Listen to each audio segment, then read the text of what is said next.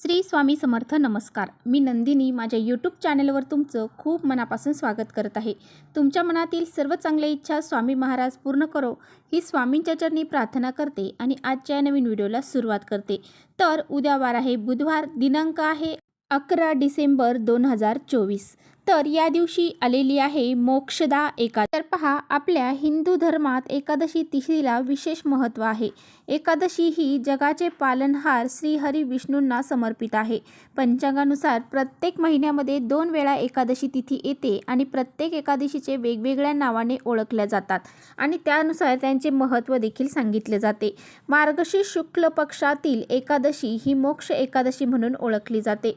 मान्यतेनुसार या तिथीला विधिवत पूजासह व्रत केल्याने श्रीहरी विष्णूंची कृपा लाभते. तसेच या व्रताच्या प्रभावाने तुमच्या पितरांना मोक्ष देखील प्राप्त होतो. या दिवशी पितरांच्या नावाने त्यांची आवडती वस्तूचा दान करण्याचे विशेष महत्त्व आहे. शास्त्रानुसार श्रीकृष्णाने अर्जुनाला गीतेचा उपदेश दिला होता, म्हणून मोक्षदा एकादशीच्या दिवशी गीता जयंती देखील साजरी केली जाते. या दिवशी श्रीहरी विष्णू आणि माता लक्ष्मीची विधिवत पूजा केली जाते. पंचांगानुसार मोक्षदा एकादशी 11 डिसेंबर 2024 रोजी आहे. त्यानुसार या तिथीची सुरुवात जी आहे तर ती पहाटे 3:42 प्रारंभ होणार आहे.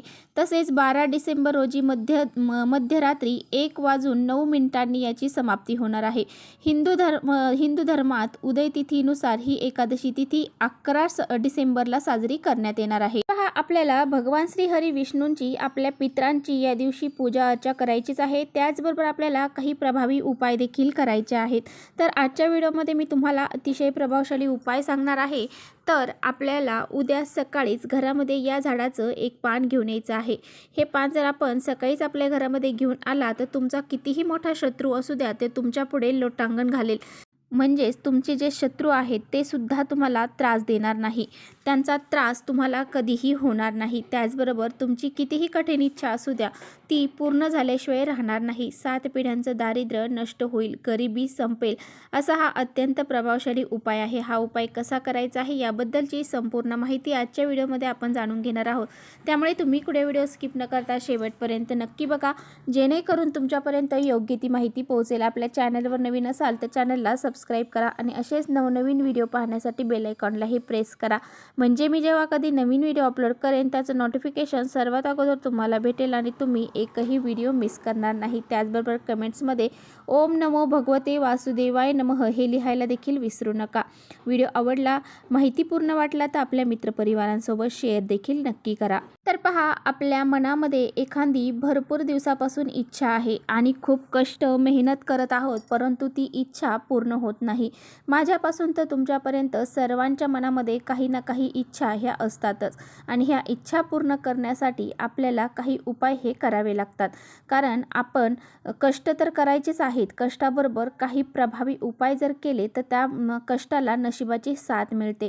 तसेच बघा, आपल्या कुंडलीतले ग्रह दोष जर कमकुवत असतील तर आपले कोणतेही महत्त्वाचे काम हे पूर्ण होत नाही किंवा आपण कोणतेही काम करायला गेलो की त्यामध्ये आपल्याला यश प्राप्त होत नाही. तसेच आपण अशा विशिष्ट तिथींवरती काही उपाय जर केले तर आपल्या प्रयत्नांना यश हे प्राप्त होते. आपल्या सर्व इच्छा मनोकामना ज्या आहेत तर त्या पूर्ण होण्यास मदत होते. तर पहा, तुमची कितीही कठीण इच्छा असू द्या, एखादी इच्छा तुमची नोकरी प्राप्तीबद्दल असेल किंवा धनप्राप्तीबद्दल असेल किंवा तुमचा व्यवसाय नीट चालत नाही त्या व्यवसायामध्ये प्रगती होण्याबाबत असेल, तुम्हाला नवीन घर घेण्याबाबत असेल, गाडी घेण्याबाबत असेल किंवा मुलांची प्रगती होण्याबाबत असेल, तर तुमची कोणतीही इच्छा असू द्या किंवा तुम्हाला एखादा शत्रू असेल तुमचा, तो तुम्हाला त्रास देत असेल, तुमचे कोणतेही महत्त्वाचे कामे पूर्ण होऊ देत नसेल, तसेच तुमचा तो शत्रू जो आहे तर तो दूर होण्यासाठी, त्याचा शत्रू त्रास दूर होण्यासाठी, पितृदोष दूर होण्यासाठी, वास्तुदोष दूर होण्यासाठी तुम्हाला हा अतिशय प्रभावशाली उपाय हा करायचा आहे. पहा, हा उपाय करण्यासाठी तुम्हाला उद्या सकाळी लवकर उठायचं आहे, स्नान करायचं आहे आणि त्यानंतर तुम्हाला तुमच्या देवघरातील देवांची पूजा अर्चा करून घ्यायची आहे आणि त्यानंतर तुम्हाला हा उपाय सकाळी 12च्या आतच करायचा आहे. तर पहा, आपल्या वास्तुशास्त्रामध्ये अशी काही झाडे सांगितली जातात की त्यामध्ये देवी देवता हे स्वतः वास करत असतात. पहा, या झाडांची पूजा आपण अशा विशिष्ट तिथींवरती केली तर आपल्या आयुष्यामध्ये विशेष असे बदल घडून येत असतात. कारण या झाडांमध्ये दैवी शक्ती असते आणि या झाडांचा प्रभाव हा आपल्याला नक्कीच बघायला मिळत असतो. तर पहा, आपल्याला जे झाड आहेत ते झाड म्हणजे तुळस. तर त्या तुळशीच्या झाडाचं आपल्याला एक पान जे आहे तर ते घ्यायचं आहे. आता तुळशीचं पान हे एकादशीच्या दिवशी तोडलं जात नाही. मग आपल्याला काय करायचं आहे, तर तुळशीच्या खाली जर एखादं पान पडलेलं असेल तर ते पान तुम्ही घेऊ शकता, किंवा तुम्हाला तुळशीपत्र लागत असेल तर ते तुम्हाला अगोदरच्या दिवशीच तोडून ठेवायचे आहेत. तुळस ही आपल्या हिंदू धर्मामध्ये अतिशय पवित्र मानली जाते आणि त्याचबरोबर तुळस ही भगवान श्री हरी विष्णूंना अतिशय प्रिय आहे. तुळशीला विष्णुप्रिया, हरिप्रिया असंही म्हटलं जातं. म्हणूनच आपल्याला हे तुळशीपत्र जे आहे तर ते आणायचं आहे. पहा, हा उपाय करण्यापूर्वी देवघरातील दिवा तुम्हाला प्रज्वलित करून घ्यायचा आहे. तुळशी मातेला दिवा लावायचा आहे, अगरबत्ती लावायची आहे, तिची विधिवत पूजा करून घ्यायची आहे. एकादशीच्या दिवशी तुळशीला जल अर्पण केलं जात नाही. हळद, कुंकू, अक्षदा हे तुळशी मातेला अर्पण करायचं आहे आणि तुळशीची विधिवत पूजा करायची आहे.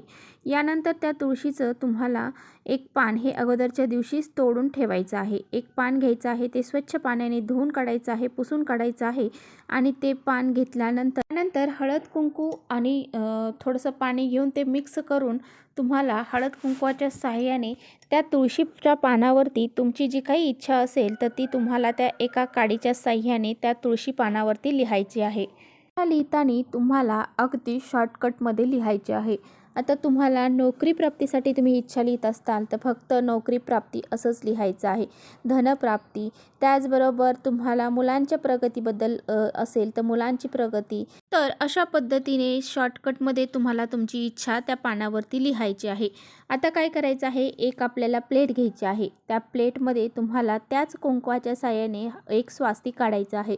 त्या स्वास्तिकवरती 4 बिंदू साईडच्या 2 रेषा देऊन त्या स्वास्तिकला हळद, कुंकू, अक्षदा तुम्हाला वाहायच्या आहेत. त्यानंतर त्या स्वास्तिकवरती एक मूठभर तांदूळ तुम्हाला ठेवायचे आहेत. ₹1 नाणं ठेवायचं आहे आणि त्या नाण्यावरती हे तुळशीचं पान तुम्हाला इच्छा लिहिलेलं ठेवायचं आहे. त्या पानाला तुम्हाला हळद, कुंकू, अक्षदा, फूल अर्पण करायचं आहे. धूप-दीप दाखवायचा आहे आणि ते पानची प्लेट उचलून आपल्याला माता लक्ष्मी आणि भगवान श्री हरिविष्णूंसमोर ठेवायची आहे. त्यानंतर तुम्हाला तिथेच बसून दोन्ही हात जोडायचे आहेत. विष्णू सहस्रनामाचं 1 वेळा पठण करायचं आहे. 108 वेळा ओम नमो भगवते वासुदेवाय नमः या मंत्राचा जप करायचा आहे. यानंतर दोन्ही हात जोडून माता लक्ष्मी, भगवान श्री हरी विष्णूंना हात जोडून तुम्हाला प्रार्थना करायची आहे. तुमची जी काही इच्छा आहे ती पूर्ण होण्यासाठी त्यांना प्रार्थना करायची आहे. त्यानंतर हे जे पान आहे तर ते दिवसभर आणि रात्रभर तिथेच माता लक्ष्मी आणि भगवान श्री हरी विष्णूंसमोर ठेवायचं आहे. दुसऱ्या दिवशी उठायचं आहे आणि अंघोळ करायची आहे. अंघोळ केल्यानंतर दुसऱ्या दिवशी गुरुवार आहे, तर गुरुवारचा हा माता लक्ष्मीचाच दिवस आहे. यानंतर तुम्हाला तिथे एक लाल कपडा घ्यायचा आहे. त्या लाल कपड्यामध्ये ते तुळशीचं पान, ₹1 नाणं आणि 2 लवंगा ज्या आहेत तर त्या तुम्हाला बांधायच्या आहेत आणि ते घेऊन तुम्हाला तुळशीपाशी जायचं आहे. त्यानंतर ह्या ज्या वस्तू आहेत लाल कपड्यामध्ये बांधलेल्या तर त्या तुम्हाला तुळशीच्या एका जाड फांदीला बांधायच्या आहे. तुळशीला हळद, कुंकू, अक्षदा, जल अर्पण करायचं आहे आणि तुळशीला प्रार्थना करायची आहे. तुमची इच्छा पूर्ण होण्यासाठी तिथे तुम्हाला प्रार्थना करायची आहे आणि रोज जेव्हा तुम्ही पूजा करणार असाल त्यावेळेस तुम्हाला दररोज एकदा प्रार्थना करायची आहे तुमच्या इच्छा पूर्ण होण्यासाठी. तर पहा, तुम्ही हा उपाय जर उद्या मोक्षदा एकादशीला केला तर जोपर्यंत तुमची इच्छा पूर्ण होत नाही तोपर्यंत तो कपडा तुम्हाला तुळशीच्या जाड काडीला बांधूनच ठेवायचा आहे. जेव्हा तुमची इच्छा पूर्ण होईल आणि त्यानंतर ती पोटली तुम्हाला सोडायची आहे आणि वाहत्या पाण्यामध्ये ते विसर्जित करायचं आहे. अशा पद्धतीने तुम्हाला हा एक उपाय उद्या तुम्हाला करायचा आहे. तर चला, इथेच थांबवते माझा व्हिडिओ थोडा जरी आवडला असेल तर नक्की लाईक करा. चॅनलवर नवीन असाल तर चॅनलला सबस्क्राईब करा. परत भेटूया अशाच छानशा व्हिडिओसोबत. तोपर्यंत श्री स्वामी समर्थ.